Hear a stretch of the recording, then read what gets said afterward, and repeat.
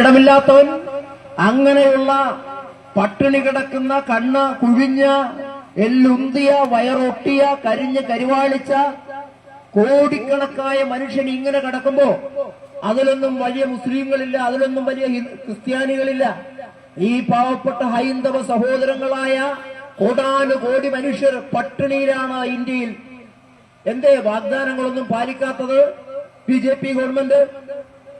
എന്ന് മാത്രമല്ല, നിങ്ങൾ ഓരോ പ്രാവശ്യവും ഈ രാജ്യത്ത് നടപ്പിലാക്കിക്കൊണ്ടിരിക്കുന്ന നയങ്ങൾ നിങ്ങൾ പരിശോധിക്കുക.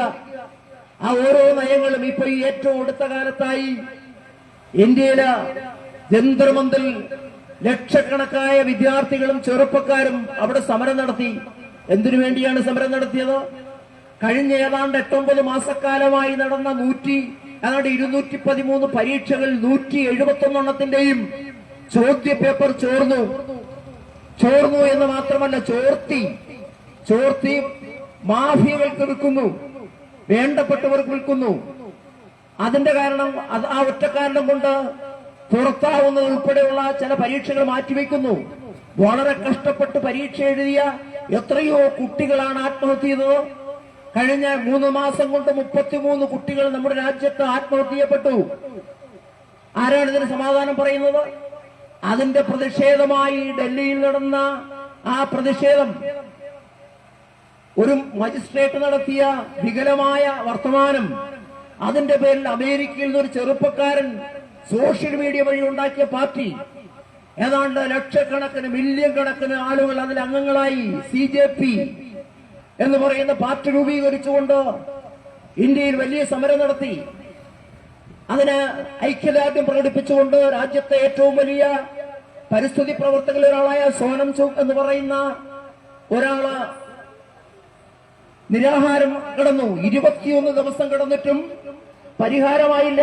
അദ്ദേഹത്തെ മനഃപൂർവ്വം അറസ്റ്റ് ചെയ്ത് ആശുപത്രിയിലേക്ക് മാറ്റി. ആ സമയത്താണ് കഴിഞ്ഞ ജൂലൈ 20-ാം തീയതി ഇന്ത്യയിലെ ലക്ഷക്കണക്കായ വിദ്യാർത്ഥികളും ചെറുപ്പക്കാരും എല്ലാ റോഡുകളും അടച്ചു, എല്ലാ വാതായനങ്ങളും അടച്ചു മോഡി. അപ്പോ ഈ കുട്ടികളെല്ലാം പാറ്റകളെ പോലെ പറന്നവിടെ ഇറങ്ങുകയാണ് ചെയ്തത്. എല്ലാ പ്രതിസന്ധികളെയും തരണം ചെയ്തുകൊണ്ട് അവിടെ ഇറങ്ങി അവർ വലിയ പ്രക്ഷോഭത്തിലേക്ക് തിരിച്ചു. പോലീസുകാരെ ഇറക്കി വിട്ടു. കാലാവധി കഴിഞ്ഞ പെല്ലറ്റ് തോക്കുകൊണ്ട് വെടിവെച്ചു. പല കുട്ടികളുടെയും കാഴ്ച പോയി.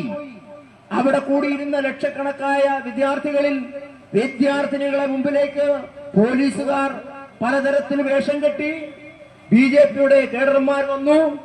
അവരുടെ കയ്യിൽ ലാത്തി ഉണ്ടായിരുന്നു, ഇലക്ട്രിക് ലാത്തികൾ ഉണ്ടായിരുന്നു.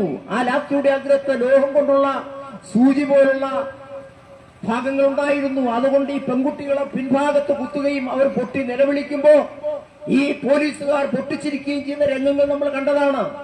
എത്രയോ പേരെ മർദ്ദിച്ചു. എത്ര വലിയ ക്രൂരതയാണ് അവിടെ നടത്തിയത്. അങ്ങനെ ക്രൂരത നടത്തിയിട്ടും വിട്ടുപോകാതെ അവസാനം മോഡി ഗവൺമെന്റ് അവരുടെ മുമ്പിൽ അടിയറ പറയേണ്ടി വന്നു. വിദ്യാഭ്യാസ മന്ത്രി രാജിവെച്ചു. അവർ പറഞ്ഞ വാക്കുകളെല്ലാം, അവർ ആവശ്യപ്പെട്ടതെല്ലാം അവർ അംഗീകരിച്ചു. അങ്ങനല്ലേ ആ സമരം അവർ അവസാനിച്ചത്? അങ്ങനെ എത്രയോ സംഭവങ്ങൾ നിങ്ങൾ നോക്കൂ. വിദ്യാഭ്യാസ നയം നമ്മുടെ രാജ്യത്തിപ്പോ കൊണ്ടുവന്നിരിക്കുകയാണ് PM ശ്രീ പദ്ധതി വഴി. എന്തുകൊണ്ടാണ് CPI ഉൾപ്പെടെയുള്ളവർ അതിനെ എതിർക്കുന്നത്? ഈ രാജ്യത്തെ കഴിഞ്ഞ കാലങ്ങളിൽ പാരമ്പര്യമായി നമ്മൾ പഠിച്ചുകൊണ്ടിരുന്ന വിദ്യാഭ്യാസം മാറ്റിമറിക്കുകയാണ്. PM ശ്രീ പദ്ധതിയിലൂടെ നിങ്ങൾക്കറിയാം, കേരളത്തിലെ KCF, കേരള കരിക്കുലം ഫ്രെയിംവർക്ക് എന്ന് പറയുന്നതിലൂടെയാണ് കേരളത്തിലെ വിദ്യാഭ്യാസം കരുപ്പിടിപ്പിക്കുന്നത്, അല്ലെങ്കിൽ അതിനൊരു രൂപകൽപ്പന ചെയ്യുന്നത്. എന്നാൽ ഇപ്പോൾ NCF എന്ന് പറയുന്ന നാഷണൽ കരിക്കുലം ഫ്രെയിംവർക്ക് എന്ന് പറയുന്ന രീതിയിലേക്ക് അതിനെ മാറ്റിക്കൊണ്ട് വിദ്യാഭ്യാസം പാടെ മാറ്റിയിരിക്കുകയാണ്. നമ്മുടെ കുട്ടികളെ നടപ്പിലാക്കിയാൽ പഠിക്കാൻ പോകുന്നത് ഈ നൂറ്റാണ്ടിലെ കാര്യമല്ല, നൂറ്റാണ്ടുകൾക്കപ്പുറമുള്ള സിന്ധു നദി നാഗരികതയേക്കാൾ പഴക്കമുള്ള ചില കാര്യങ്ങൾ പഠിക്കണം. സിന്ധു നദിയുടെ നാഗരികത മാറ്റുന്നു, അതുപോലെ തന്നെ ചരിത്രം മാറ്റുന്നു. ഇവിടെ ദ്രാവിഡന്മാരെ കുറിച്ചൊന്നും പഠിക്കണ്ട, നാഗന്മാരെ കുറിച്ചൊന്നും പഠിക്കണ്ട, ആര്യന്മാരെ കുറിച്ച് മാത്രം പഠിച്ചാൽ മതി. ചില നൂറ്റാണ്ടുകൾ പാഠഭാഗത്ത് ഒഴിവാക്കുന്നു, അവരുടെ സംഭാവനകൾ ഒഴിവാക്കുന്നു, സ്വാതന്ത്ര്യ സമരത്തെ കുറിച്ചുള്ളത് ഒഴിവാക്കുന്നു, മഹാത്മജിയെ കുറിച്ചുള്ള കാര്യങ്ങൾ ഒഴിവാക്കുന്നു. അങ്ങനെ പല ചരിത്രങ്ങൾ ഒഴിവാക്കിക്കൊണ്ട് ഇപ്പോൾ പറയുന്നത് ഈ കുട്ടികൾ പഠിക്കേണ്ടത് പല അന്ധവിശ്വാസങ്ങളെ കൊണ്ടുവരുന്നതിന് വേണ്ടിയുള്ള ജ്യോത്സ്യവും അതുപോലുള്ള ജ്യോതിഷവും അതുപോലെ കൂടോത്രവും എന്ന് വേണ്ട പലതരത്തിലുള്ള അത്തരത്തിലുള്ള കാര്യങ്ങൾ കുട്ടികൾ പഠിക്കാൻ പാഠപുസ്തകത്തിൽ ഉൾപ്പെടുത്തിയിരിക്കുന്നു. അപ്പോൾ നമ്മുടെ കുട്ടികൾ കൂടുതൽ അന്ധവിശ്വാസത്തിലേക്കും അനാചാരങ്ങളിലേക്കും പഴയ ചാതുർവർണ്ണത്തിലേക്ക് കൊണ്ടുപോകുന്ന തരത്തിലേക്കാണ് ആ വിദ്യാഭ്യാസ പദ്ധതി ഇവിടെ ആവിഷ്കരിക്കാൻ പോകുന്നത്. പല സംസ്ഥാനത്തിലും അങ്ങനെ തന്നെയാണ്. അതുപോലെ തന്നെ ലേബർ കോഡുകൾ ഈ സർക്കാർ പാസാക്കി. എന്താണ് ആ ലേബർ കോഡ്? എന്റെ പ്രിയപ്പെട്ടവരെ, കഴിഞ്ഞ നിരവധി വർഷങ്ങളായി ഈ രാജ്യത്തെ തൊഴിലാളികൾ ഒരുപാട് പോരാട്ടം നടത്തി, ജീവത്യാഗം നടത്തി, ഒരുപാട് അവകാശങ്ങൾ നേടിയെടുത്തത് പാടെ ഹനിക്കുകയാണ്. മുതലാളിമാർക്ക് എങ്ങനെ വേണമെങ്കിലും ജീവനക്കാരെ പിരിച്ചുവിടാം. ഒരു ആനുകൂല്യം കൊടുക്കണ്ട, ഒരു മുന്നറിയിപ്പും കൊടുക്കണ്ട.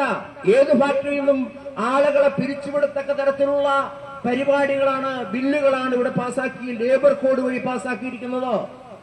ചെറുപ്പക്കാരെ സംബന്ധിച്ച് നിങ്ങൾക്കറിയാം, നമ്മുടെ രാജ്യത്തെ ഏറ്റവും വലിയ തൊഴിലില്ലായ്മ നമ്മുടെ രാജ്യത്ത് വർദ്ധിച്ചു വരികയാണ്. വിദ്യാഭ്യാസം ചെയ്ത കുട്ടികൾക്ക് തൊഴിലില്ല. ആ തൊഴിലില്ലാതെ അതെല്ലാം പ്രൈവറ്റ് മേഖലയിലേക്ക് കൊടുക്കുകയാണ്. വിദ്യാഭ്യാസ സ്ഥാപനങ്ങൾ പൊതുമേഖലയിൽ നിന്ന് മാറ്റുകയാണ്, അത് പ്രൈവറ്റ് മേഖലയ്ക്ക് കൊടുക്കുകയാണ്. നിങ്ങൾക്കറിയാം, നമ്മുടെ നാട്ടിലെ പാവപ്പെട്ടവന്റെ വീട്ടിൽ നിന്ന് ഡോക്ടറും എഞ്ചിനീയറും ഒക്കെ ഉണ്ടായത് വിദ്യാഭ്യാസം പൊതുമേഖലയിലായതുകൊണ്ടാണ്. അപ്പൊ അതെല്ലാം പാടെ മാറ്റിമറിക്കുകയാണ്. അങ്ങനെ നിരവധിയായ കാര്യങ്ങൾ PM-ശ്രീ പദ്ധതി പോലെ ഇപ്പോ പെട്രോളുമായി ബന്ധപ്പെട്ട് പെട്രോളിൽ എഥനോൾ ചേർത്ത് അത് അടിക്കുന്നതുമായി, ആ വണ്ടി ഉപയോഗിക്കുന്നതുമായി ബന്ധപ്പെട്ട് വലിയ സമരം രാജ്യത്ത് നടക്കുകയാണ്. പുതിയ വാഹനങ്ങളെല്ലാം, പുതിയതും പഴയതുമായ വാഹനങ്ങളെല്ലാം അത് നശിക്കാൻ പോകുന്നു. അതിന്റെ മൊത്ത വ്യാപാരം ഗഡ്കരിയുടെ മക്കളായ രണ്ടുപേരാണ്. അത് വിറ്റഴിക്കുന്നതിന് വേണ്ടിയുള്ള പുതിയ നിയമങ്ങളാണ് കൊണ്ടുവന്നിരിക്കുന്നത്. അങ്ങനെ നിരവധിയായ പരിപാടികൾ, കൊള്ള കൊള്ള കൊള്ള. നിങ്ങൾക്കറിയാം, നമ്മുടെ രാജ്യത്ത് ഏറ്റവും കൂടി പ്രക്ഷോഭം നടത്തിയത് രാമക്ഷേത്രത്തിന് വേണ്ടിയായിരുന്നു. ആ രാമക്ഷേത്രം നിർമ്മിക്കുന്നതിന് വേണ്ടി ഈ രാജ്യത്ത് നടത്തിക്കൂട്ടിയ പേക്കൂത്തുകളെല്ലാം നിങ്ങൾക്കറിയാം. എന്നാലും രാമന് വേണ്ടി ഒരു ക്ഷേത്രം ഉണ്ടാകുന്നതിൽ തെറ്റില്ല. പക്ഷേ ആദ്യം അവർ ചെയ്തത് എന്താ? ഇന്ത്യയിലെ ഏറ്റവും വലിയ രാമൻ എന്ന് പറയുന്ന മഹാത്മജിയായിരുന്നു. ആ മഹാത്മജിയെ അവർ വെടിവെച്ചു കൊന്നു. ഗോഡ്സെ എന്ന് പറയുന്ന ആ പച്ച RSSകാരൻ വെടിവെച്ചു കൊന്നു. അതാണ് ജീവിച്ചിരുന്ന രാമൻ. ആ രാമൻ പറഞ്ഞത്, അല്ലെങ്കിൽ ആ മഹാത്മജി പറഞ്ഞത്, എല്ലാ ദൈവത്തെക്കാളും എനിക്കിഷ്ടമുള്ളത് രാമനെയാണ്. എന്തുകൊണ്ടാണ് രാമനെ എനിക്കിഷ്ടം?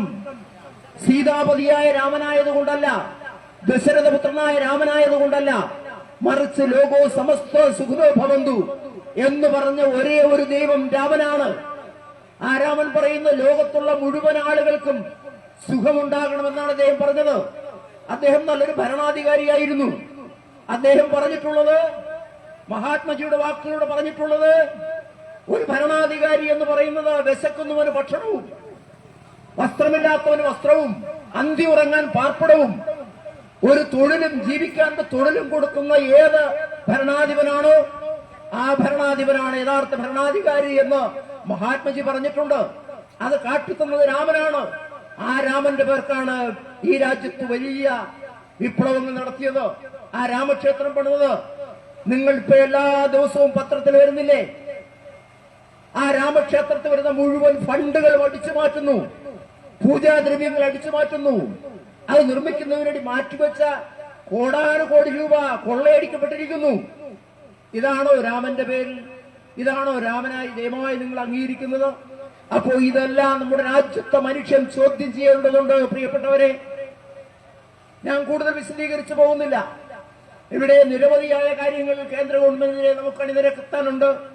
ഇത്തരത്തിലുള്ള വഞ്ചനാപരമായ നിലപാട് നടത്തുന്ന ഈ സർക്കാരിനെ ഒരു കാരണവശാലും മുമ്പോട്ട് പോകാൻ അനുവദിക്കില്ല. അവരുടെ നയങ്ങൾ തിരുത്തണം.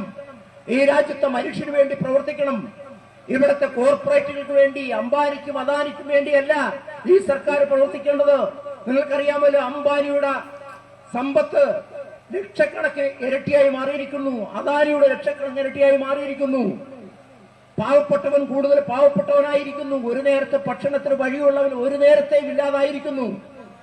ഇവിടെ മനുഷ്യന് ജീവിക്കാൻ നിവൃത്തിയില്ലാത്ത അവസ്ഥയുണ്ട്. ഇവിടെ പലതരത്തിൽ വിദ്യാഭ്യാസത്തെ മാറ്റിയെഴുതുന്നു, നമ്മുടെ ചരിത്രത്തെ മാറ്റിയെഴുതുന്നു, നമ്മുടെ ഭരണഘടന പൊളിച്ചെഴുതുന്നു. EDയെയും CBIയെയും അവർക്ക് വേണ്ടി ഉപയോഗിക്കുന്നു. ഭരണഘടനാ സ്ഥാപനങ്ങൾ, പാർലമെന്റ് ആയാലും ജുഡീഷ്യറി ആയാലും അതെല്ലാം BJPക്ക് വേണ്ടി മാറ്റിവെച്ചിരിക്കുന്നു. അപ്പോ ഇത്തരത്തിൽ ഒരു രാജ്യത്തെ എല്ലാ തരത്തിലും കൈപ്പിടിയിൽ ഒതുക്കി ഈ രാജ്യത്തെ 148 കോടി മനുഷ്യരെ വഞ്ചിച്ചുകൊണ്ടിരിക്കുന്ന ഈ സർക്കാരിന്റെ പൊള്ളയായ മുഖം തുറന്നു കാട്ടുക എന്നുള്ളതാണ് കമ്മ്യൂണിസ്റ്റ് പാർട്ടി ചെയ്യുന്നത്. അതാണ് ഈ വരുന്ന 1-ാം തീയതി, സെപ്റ്റംബർ മാസം 1-ാം തീയതി നമ്മുടെ രാജ്യത്ത് ഏറ്റവും വലിയ പ്രക്ഷോഭത്തിന് തിരികൊടുക്കുകയാണ് കമ്മ്യൂണിസ്റ്റ് പാർട്ടി. അതിൽ ഈ നാട്ടിലെ ജനങ്ങളോട് നമുക്ക് പറയാനുണ്ട്. നിരവധി വിഷയങ്ങൾ കേരളം ഉൾപ്പെടെ പറയാനുണ്ട്, നിരവധി വിഷയങ്ങൾ പ്രാദേശികമായി പറയാനുണ്ട്. അത്തരം കാര്യങ്ങളിലേക്കൊന്നും ഞാൻ കടന്നു പോകുന്നില്ല. എന്നാലും ഒരു പ്രതിഷേധം അറിയിക്കുകയാണ്. നമ്മുടെ രാജ്യത്തെ ഗ്രാമപഞ്ചായത്തുകളെ തകർക്കുന്നതിന് വേണ്ടി ഈ കേരള ഗവൺമെന്റ് എടുത്തിട്ടുള്ള ഒരു പരിപാടി, LDF സർക്കാർ പോകുമ്പോൾ ഏതാണ്ട് 690 കോടി രൂപയാണ് ഈ പഞ്ചായത്തിന് വേണ്ടി മാറ്റിവെച്ചിരിക്കുന്നത്, വിഹിതമായി മാറ്റിവെച്ചത്. ഇപ്പൊ അവര് മാറ്റിയിരിക്കുന്ന വെറും 171 കോടി രൂപ മാത്രമാണ്. അപ്പൊ അത് വലിയ വഞ്ചനാപരമായ നിലപാടാണ്. ഞാൻ അതിലേക്ക് പോകുന്നില്ല. അതിനുള്ള പ്രതിഷേധം കൂടി ഒറ്റവാക്കിൽ പറഞ്ഞുകൊണ്ട് ഈ പ്രചരണ ജാഥ ഔപചാരിക ഉദ്ഘാടനം ചെയ്ത് അടിക്കുന്നു. അഭിവാദ്യങ്ങൾ.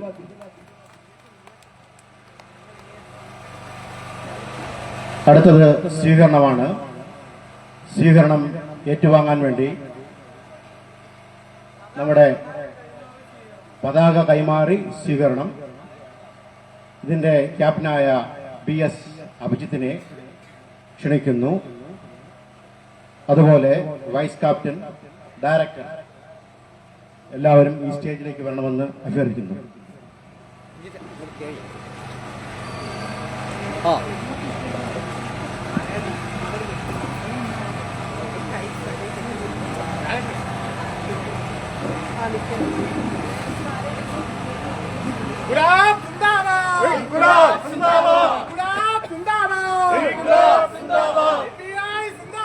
CPI സിന്ദാബാദ്, കാൽനട ജാഥ സിന്ദാബാദ്,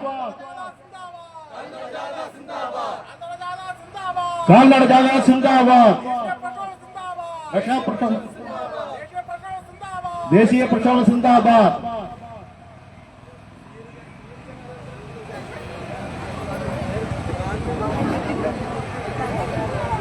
കേന്ദ്ര സർക്കാർ ആൾത്തറമൂടിലെ സഹാക്കൾ മാത്രമല്ല, ഈ സ്വീകരിക്കാൻ മാല തന്ന എല്ലാ സഹാക്കളും മുന്നിലേക്ക് വരേണ്ടതാണ്.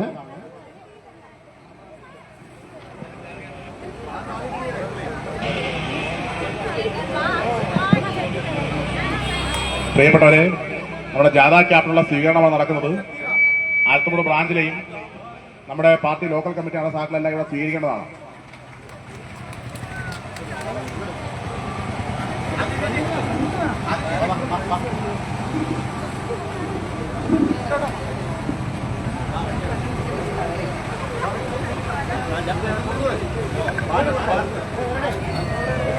കേന്ദ്ര സർക്കാർ നയങ്ങൾക്കെതിരെ പ്രതിഷേധം അറിയിച്ചുകൊണ്ട് CPI ആൽത്തറമൂട് കമ്മിറ്റി സഹാക്കൾ എല്ലാവരും സ്വീകരിക്കണം. ആരുടെയും പേര് എടുത്തു പറയുന്നില്ല.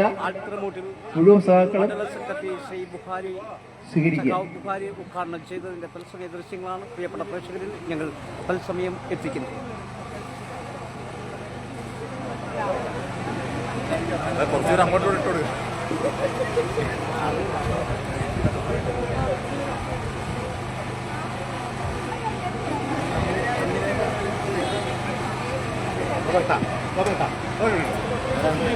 ഇവിടെ നടന്ന സ്വീകരണത്തിന് നന്ദി രേഖപ്പെടുത്തിക്കൊണ്ട് നമ്മുടെ ജാഥാ ക്യാപ്റ്റൻ സഖാവ് BS അബീദ് സംസാരിക്കും. പ്രിയങ്കരനായ അധ്യക്ഷൻ, സ്വാഗതം ആശംസിച്ച സംഘാടക സമിതിയുടെ കൺവീനർ സഖാവ് ആതിര, ഈ കാൽനട ജാഥ ഉദ്ഘാടനം ചെയ്ത കമ്മ്യൂണിസ്റ്റ് പാർട്ടിയുടെ മണ്ഡലം കമ്മിറ്റി സെക്രട്ടറി സഖാവ് S ബുഹാരി, ഈ ജാഥയിൽ സംബന്ധിക്കുന്ന ജനേകത്തിന്റെ ജനറൽ മാനേജറായിട്ടുള്ള സഖാവ് CR ജോസ് പ്രകാശ്, കമ്മ്യൂണിസ്റ്റ് പാർട്ടിയുടെ കൊല്ലം ജില്ലാ കമ്മിറ്റി അംഗവും ഇട്ടയ പഞ്ചായത്തിന്റെ പ്രസിഡന്റുമായ സഖാവ് A നൌഷാദ്, കമ്മ്യൂണിസ്റ്റ് പാർട്ടിയുടെ പ്രിയങ്കരായ സഖാക്കളെ, സുഹൃത്തുക്കളെ, കൂടുതലായി വലിയ കാര്യങ്ങളൊന്നും സംസാരിക്കുന്നില്ല. നമുക്ക് ജാഥ കുറച്ച് വൈകി, നമുക്ക് എത്രയും പെട്ടെന്ന് നമ്മുടെ ജാഥ ആരംഭിക്കേണ്ടതായിട്ടുണ്ട്. നമ്മുടെ സെപ്റ്റംബർ 1 തീയതി ഡൽഹിയിൽ കമ്മ്യൂണിസ്റ്റ് പാർട്ടിയുടെ നേതൃത്വത്തിൽ സംഘടിപ്പിക്കുന്ന രാജ്യവ്യാപക പ്രക്ഷോഭത്തിന്റെ ഭാഗമായി കേരളത്തിലെ മുഴുവൻ ലോക്കൽ കമ്മിറ്റികളിലും നടക്കുന്ന കാൽനട ജാഥ ഇന്ന് കേരളത്തിൽ ആരംഭിച്ചിട്ടുണ്ട്. ഇന്ന് കടക്കൽ മണ്ഡലത്തിലെ ആദ്യത്തെ ജാഥ നമ്മുടെ ജാഥയാണ്. ആൽത്രമോഡ് ലോക്കലിൽ കമ്മ്യൂണിസ്റ്റ് പാർട്ടി അജയ്യമായ ശക്തിയാണ് എന്ന് വിളിച്ചോതുന്ന തരത്തിൽ ഈ കാൽനട പ്രചരണ ജാഥയിൽ പങ്കെടുക്കാൻ ഇവിടെ എത്തിച്ചേർന്ന കമ്മ്യൂണിസ്റ്റ് പാർട്ടിയുടെ മുഴുവൻ സഖാക്കളെയും ഹാർദവമായ വിനീതമായി ലോക്കൽ കമ്മിറ്റിയുടെ പേരിലുള്ള എല്ലാവിധ ഊഷ്മളമായ അഭിവാദ്യങ്ങളും നേർന്നുകൊണ്ട് ഞാൻ നിങ്ങൾ ഇവിടെ നൽകിയ സ്വീകരണത്തിന് നന്ദി രേഖപ്പെടുത്തുകയാണ്.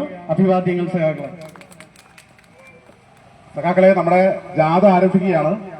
ജാഥയുടെ ഏറ്റവും മുൻനിരയിലായിട്ട് നമ്മുടെ വനിതാ സഖാക്കൾ അണിനിരക്കേണ്ടതാണ്. 2 വരിയിലായിട്ടാണ് അണിനിരക്കേണ്ടത്. ഒരു സഖാവ് പോലും ഈ ജാഥയിൽ നിന്ന് പിരിഞ്ഞു പോകരുത്. വളരെ കുറച്ച് നമുക്ക് ആറ്റോട് തെരപ്പിച്ച് നമുക്കൊരു 2 മണിക്കൂർ കൊണ്ട് കാറ്റാടിവിടെ അവസാനിക്കും. എല്ലാ സഖാക്കളും ജാഥ അവസാനിക്കുന്നത് വരെയും നമ്മുടെ പാർട്ടിയുടെ അഭിമാനമാണ്. എല്ലാ സഖാക്കളും ജാഥയിൽ മുഴുവൻ സമയവും അണിനിരന്ന് തന്നെ മുന്നോട്ട് പോകണം. 2 വരിയായിട്ട് സഖാക്കൾ അണിനിരക്കണം. നമ്മുടെ വനിതാ സഖാക്കൾ ഏറ്റവും മുന്നിലായിട്ട് ജാഥയിൽ അണിനിരക്കേണ്ടതാണ്. കേന്ദ്ര സർക്കാർ നയങ്ങൾക്കെതിരെ പ്രതിഷേധമറിയിച്ചുകൊണ്ട് CPI ആൽത്രമൂട് ലോക്കൽ കമ്മിറ്റിയുടെ നേതൃത്വത്തിൽ സംഘടിപ്പിച്ചിട്ടുള്ള കാൽനട പ്രചരണ ജാഥ ആണ് ഇവിടെ കടക്കൽ മണ്ഡലം സെക്രട്ടറി ശ്രീ സഖാവ് ബുഖാരി അവർ ഉദ്ഘാടനം ചെയ്തു. ഈ ആൽത്രമൂട്ടിൽ നിന്നും ആരംഭിക്കുന്ന ഈ ജാഥ ഇന്ന് വൈകിട്ട് 5 മണിയോടുകൂടി ഇളമ്പള്ളൂർ കാറ്റാടിമൂട്ടിൽ സമാപിക്കും.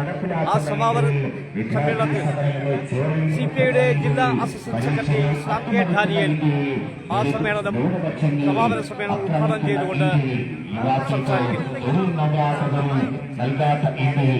ബാലറ്റ് പേപ്പറിലേക്ക് മടങ്ങുക, ജനാധിപത്യം സംരക്ഷിക്കുക, ദളിതർക്കും ഗോത്ര വിഭാഗങ്ങൾക്കും നീതി ലഭ്യമാക്കുക, അവർക്കെതിരായ അതിക്രമങ്ങൾ അവസാനിപ്പിക്കുക, വിലക്കയറ്റം തടയുക, യുവജനങ്ങൾക്ക് തൊഴിലവസരങ്ങൾ ഉറപ്പാക്കുക, സാർവത്രിക പൊതുജനാരോഗ്യവും പൊതുവിദ്യാഭ്യാസവും ഉറപ്പാക്കുക എന്നീ മുദ്രാവാക്യങ്ങൾ ഉയർത്തി ഈ രാജ്യം ഭരിക്കുന്ന BJP ഗവൺമെന്റിനെതിരെ CPIയുടെ നേതൃത്വത്തിൽ സെപ്റ്റംബർ 9 ഡൽഹിയിൽ നടക്കുന്ന മാറ്റം അനിവാര്യം.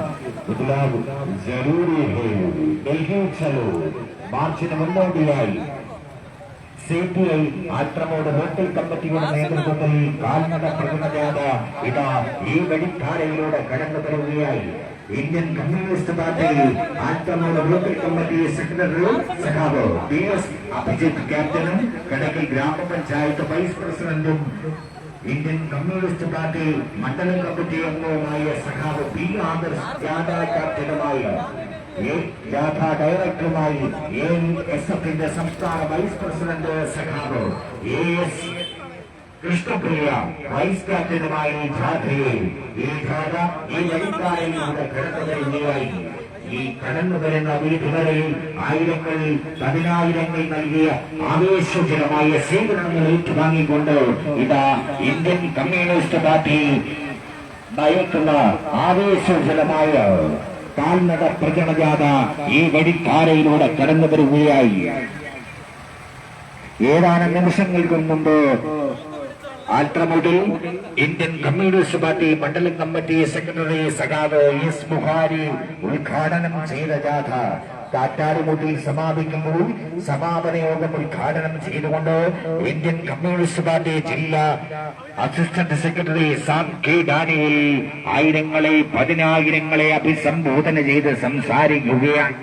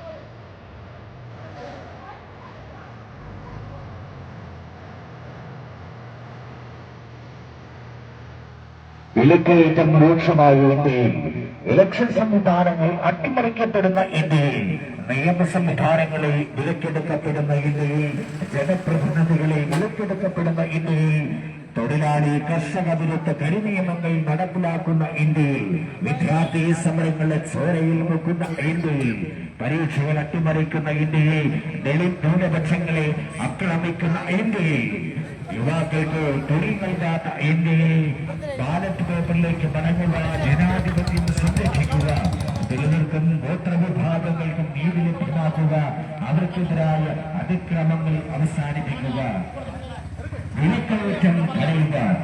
ഈ തത്സമയം ഇവിടെ പൂർണ്ണമാകുന്നില്ല. സമാപന സമ്മേളനവുമായി ശശി ടി വി നിങ്ങളോടൊപ്പം ചേരുന്നു. നന്ദി, നമസ്കാരം.